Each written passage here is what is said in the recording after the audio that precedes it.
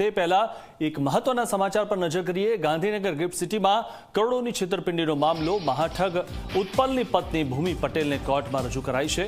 ભૂમિ પટેલને અમદાવાદની ઘીઘાટા કોર્ટમાં રજૂ કરાઈ અને ભૂમિ પટેલના 4 જૂન સુધીના રિમાન્ડ મંજૂર કરવામાં આવ્યા।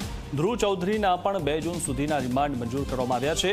ભૂમિ પટેલની ગઈકાલે અમદાવાદ એરપોર્ટથી ધરપકડ કરવામાં આવી હતી। ત્યારે મહાઠગ ઉત્પલની પત્ની ભૂમિ પટેલને કોર્ટમાં રજૂ કરવામાં આવી હતી। આ વિશે વધુ માહિતી મેળવી અમારા સંવાદદાતા હિતલ પારેખ પાસેથી। હિતલ, જણાવશો વધુ વિગત છે આ વિશે?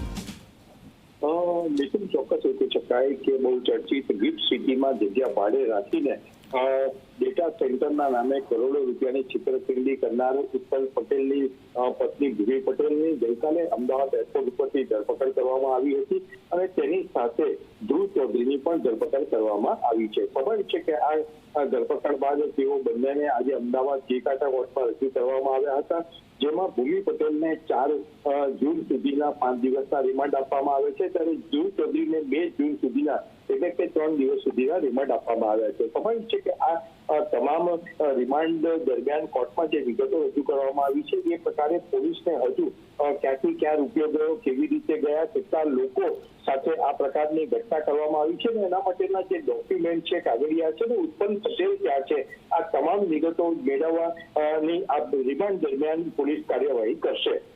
જી, આભાર હિતલ, માહિતી આપવા બદલ।